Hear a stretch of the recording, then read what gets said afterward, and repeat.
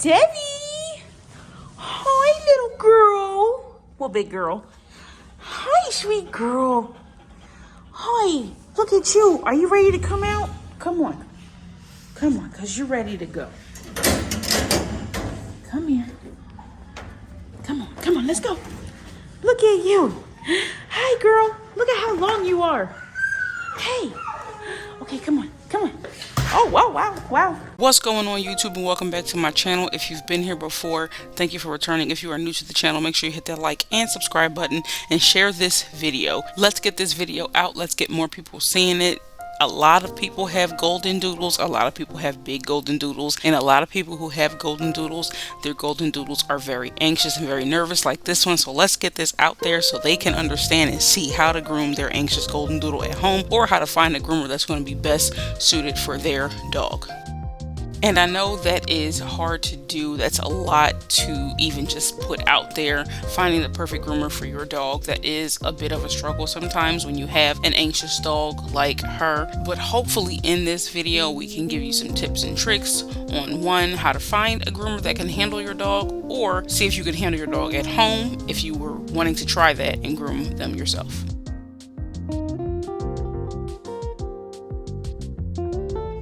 But without further ado, let's get straight into this video.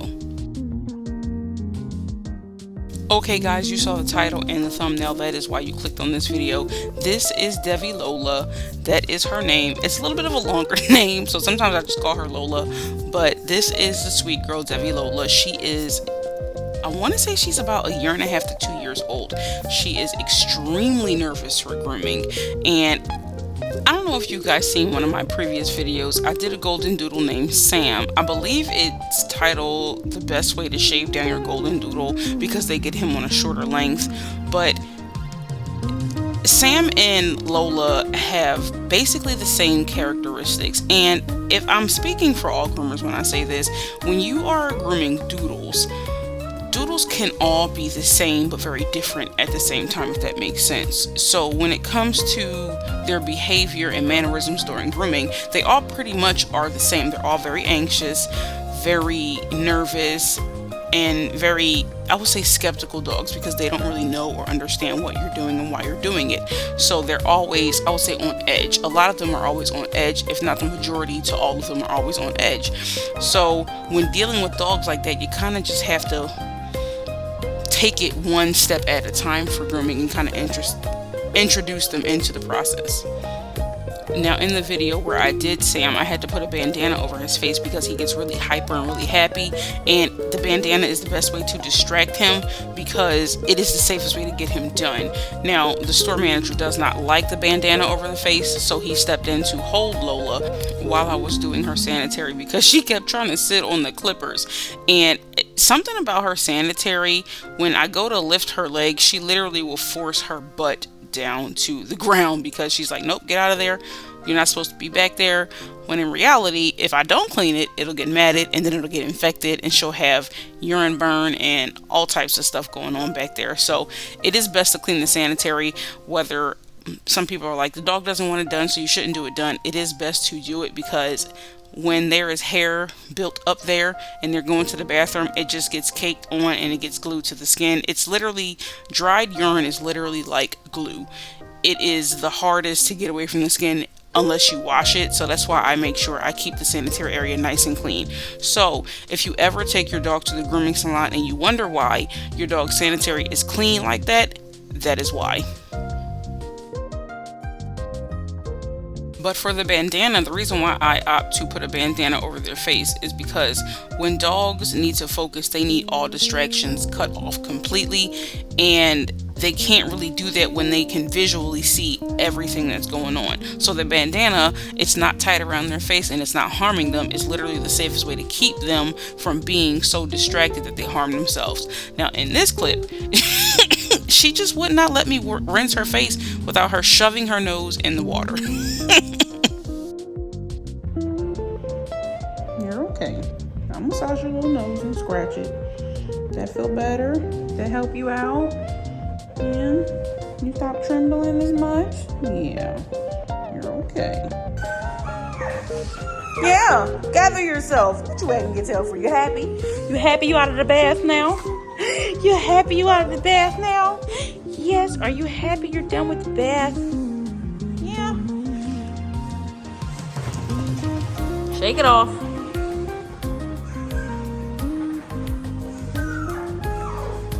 Yeah, look at you, all washed and blown out. You look good. All right, let's give you a break. Come on. I know you don't like it in there. I wanted to insert those couple clips just to show you guys that they do get a moment of like comforting, so they know that they're okay. But y'all can make fun of me, but I talk to these dogs like I talk to my friends and my family. Like, you won't understand what I'm saying. And I really feel like some of them do understand. I mean, they might not. They may look at me like I'm crazy, but I do believe that some of them understand.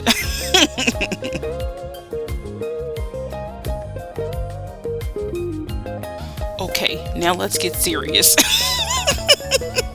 Okay, I can't get serious, but let's talk about the haircut, and I'll explain everything that I'm doing step by step. So if you like the haircut, this is something that you can request for your groomer to do, or if you're grooming your dog at home, you can try and do the haircut yourself. Now, when her mom dropped her off, she didn't really tell me that she wanted her long or wanted her short. She just said she wants a teddy bear cut. She wants her to look like a teddy bear, and that is all she said. So I kind of had to go off of that, of what she considers a teddy bear to look like. Now, what I did notice that in her profile, she was shaved once before, and I believe that was due to matting. So I didn't want to shave her down because I could tell she didn't want that, because her last appointment prior to this one, she wasn't super long, so her mom just told me to clean her up. But she also still used the same term, teddy bear cut. So last time, because her hair wasn't super long, I just left her the length that she was, and her mom loved it. This time she was a bit longer, so we kind of went back and forth on whether or not she was going to get a haircut today or not. So I told her, I was like, listen, I'll wash her, blow her out, see what she looks like, and if I feel like she needs a haircut, I'll go ahead and do a haircut, which she was perfectly fine either way. I opted to do the haircut because I didn't want her to be too long where she got mad and had to be shaved down again. So I opted to do a haircut on her, which the mom again was perfectly fine with. And what I did on her, her mother absolutely loved. She literally told me this is the best she's ever looked since she's gotten her groom. So I was very happy and very pleased. That makes groomers feel good. Pet parents, if you pick up your dog and you love your dog's haircut that much, tell the groomer. It makes us feel so good, like we did a good thing.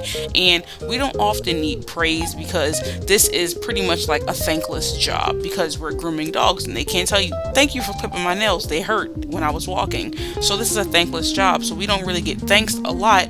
So that's why a lot of people say tip your groomers, because that's kind of showing thanks for that. But I'm not going to get into the whole tipping your groomer topic, because that is a very controversial topic.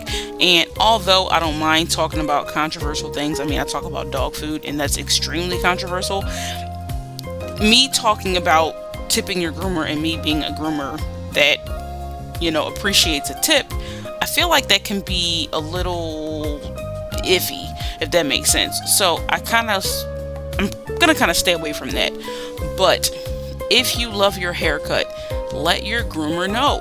Let them know, because we love to hear it. We love to hear it. As you can see, I had some technical difficulties. I feel like in almost all my videos, my phone falls at least once. Y'all may not catch it, because sometimes I'll cut it out, but sometimes I'll leave it in there because it falls all the time. I don't know why.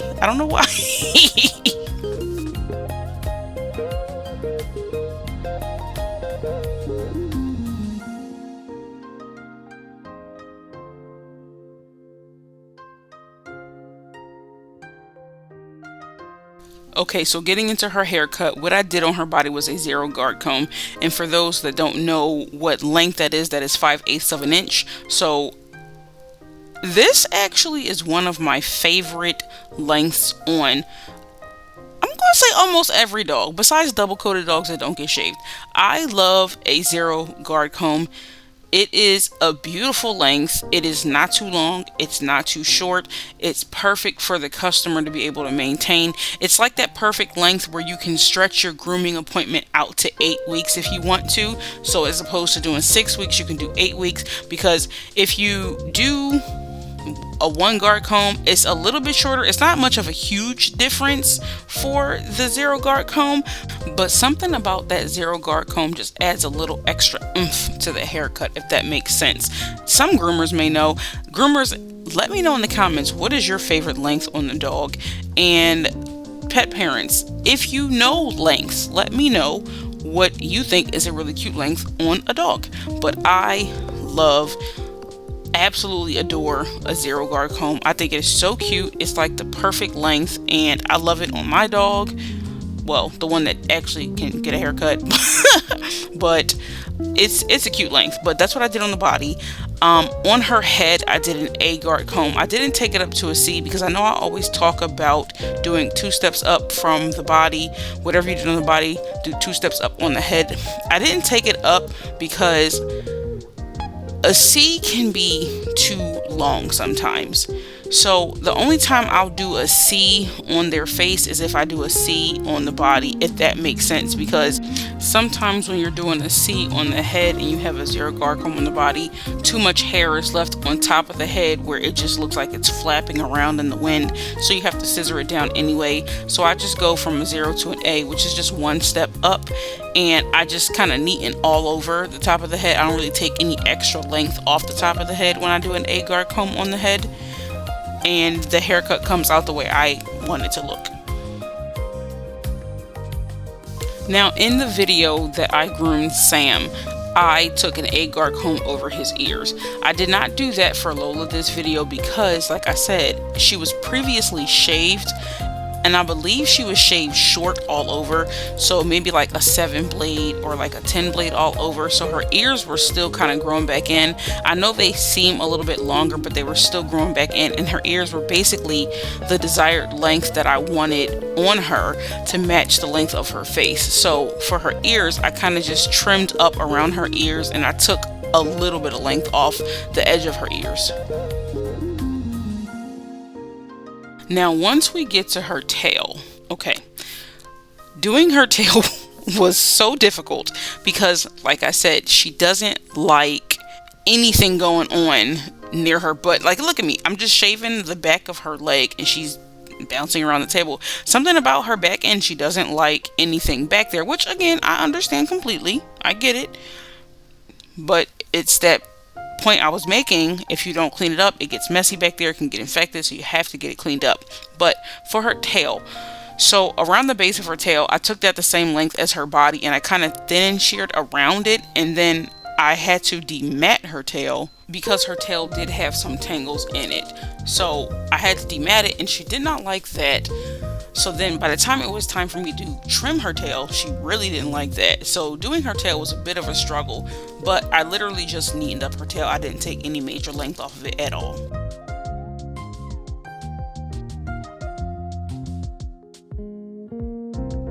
I want to recommend something for pet parents when you take your dog to the grooming salon next. The base of their tail, that hair just around the short base of her tail, if you can look in this video, just that little piece of hair that is the same length as the body, do yourselves a favor and take that the same length as the body, because it doesn't do anything but collect poop. Trust me, it saves you a lot of heartache. Unless you like to, brush your dog tail and wash it and all that, and that is the time you bond with your dog, I completely understand that.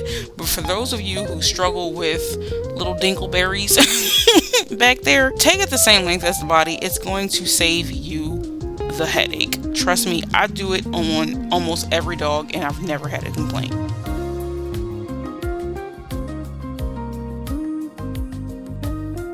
Okay, as I always say, drop it in the comments if y'all have any questions about the haircut. If I missed anything, I don't think I did, but I am not perfect. I may have missed something. I sometimes do, and I'll go on my tangents, as y'all know, and I'll miss some things. So drop it in the comments if y'all have any questions, if y'all feel like I missed anything, or y'all just simply want to chat. Y'all know I love chatting with y'all. I respond to every single person. Even all the negative comments I still respond to, because I like to hear feedback and I like to hear what y'all have to say. And don't forget to like this video if you like the groom, if you like the dog, if you like me, and share it. But let's get into the topic.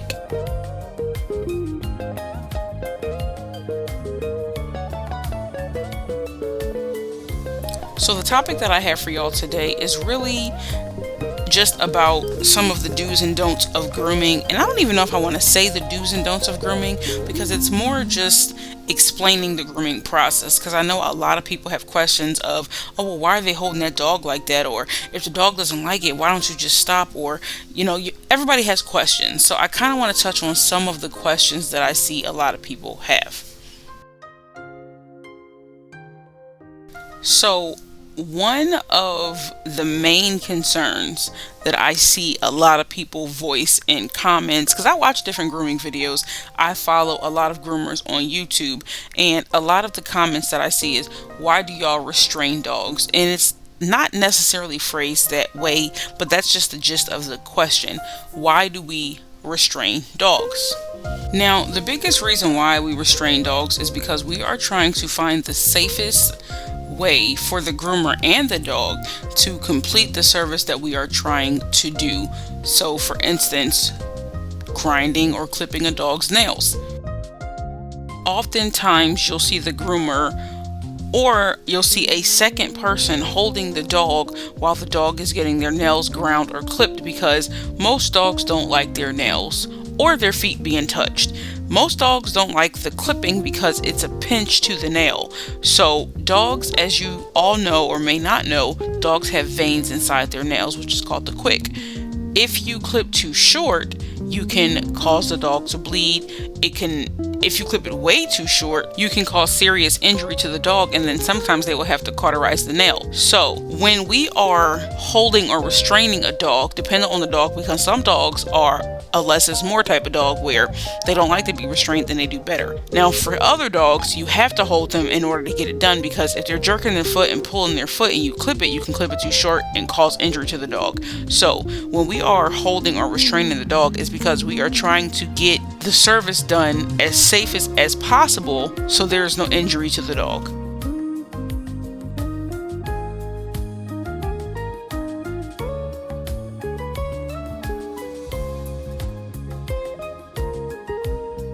Now I know some people are going to say, well, if the dog does not like his nails being done, why are you forcing the dog through the process? Well, here's the thing. If the nail grows out and just keeps growing and keeps growing, at a point the nail will start to curl, and I've seen it so many times. The nail will start to curl, and then as the dog is walking, it presses into the dog's paw pad, causing an open wound and essentially stabbing the dog's paw pad with the nail. And now the nail is stuck in the paw pad and it gets infected, and dirt from the ground and everything, and them constantly licking it, that causes major bacteria buildup, and again, like I said, an infection. So it's always best to get your dog's nails clipped or ground. I recommend grinding because it's just a soft vibration to the nails. Some dogs do not do well with grinding at all, and they much prefer the clipping. And then you have the other dogs who much prefer the grinding and absolutely hate the clipping, because again, like I said, it's that pinch to the nail, so they can feel that pain as opposed to a soft vibration. So if your groomer is telling you that your dog needs the nail grinded because that is what is safest for them, just go with the grinding. It's a few extra dollars, but it is the safest for your dog, as opposed to the dog thrashing around and possibly injuring its neck, its leg, anything, or getting his nail clipped too short.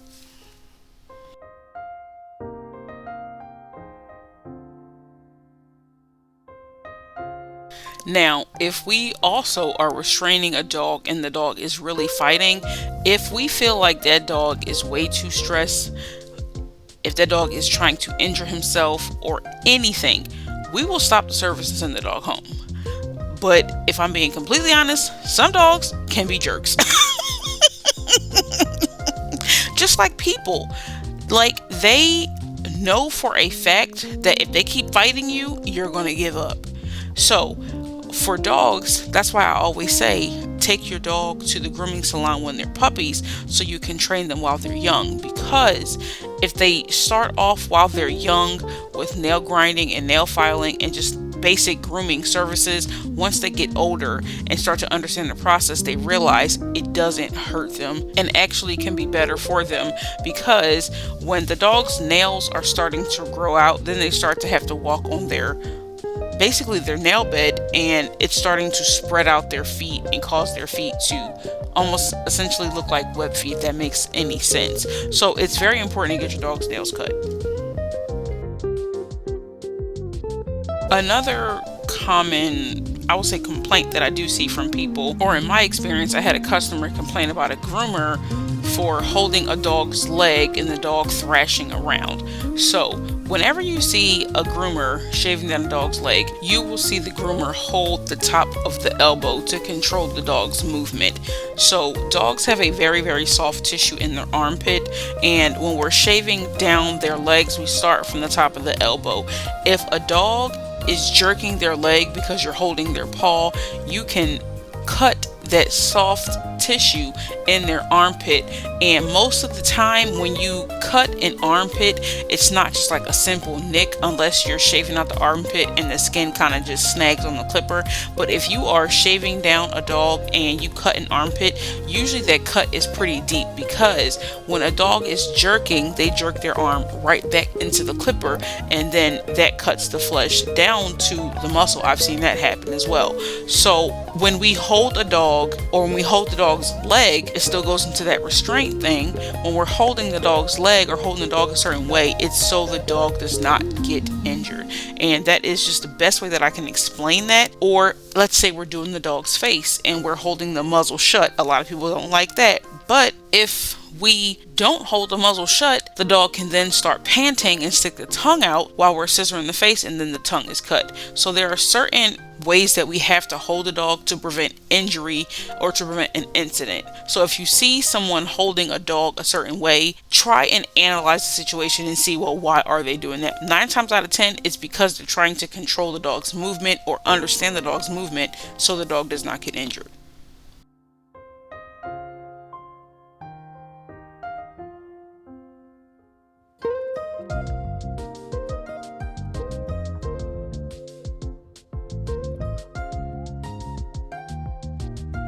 Always remember, grooming is a difficult task. Like, look, I'm trying to brush her tail out and she is not having it. Now, mind you, I'm holding the base of her tail, so the brush is not hitting her tail, it's hitting my hand, and she still doesn't like it. Now, again, there's another holding thing. So I'm holding her tail trying to comb it, and she's throwing her body. So now it looks like I'm pulling at her tail, when in fact I'm just holding her tail so that she doesn't throw herself off the other side of the table, which has happened for another dog. So sometimes you just got to look at the situation. Like I said, grooming is not an easy task. It is a very difficult task because we're dealing with live animals that don't like things being done, and they're gonna let you know. So just take a little bit more consideration into the groomer and what they're dealing with. And also, grooming is a very stressful job. It's a very stressful job because we can talk to the dog and say, listen, you're acting up and this is not going to get done the way you want it to, but dogs don't understand that. So we have to figure out the best way to get it done, because if we get frustrated, the dog can sense that and they're just going to pick at it. So be kind to your groomer. Okay guys, so we're coming up to the end of the video and we're about to take a flashback look at her before, and I apologize, I forgot to get the after video because this groom was so challenging, but I did get a video kinda.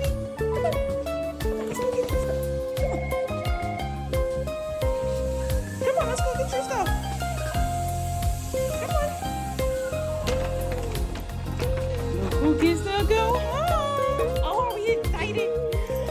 Look, who gets to go home? Come on, let's go. see you, girl. Yeah, come on, let's go. Let's go, let's go. Come on. Come on. All right, okay. And that was another happy customer and another happy dog added to the books. Make sure you guys like, comment, and subscribe. Subscribe to my channel. What are you doing? And I will catch you guys in the next video. Love you guys.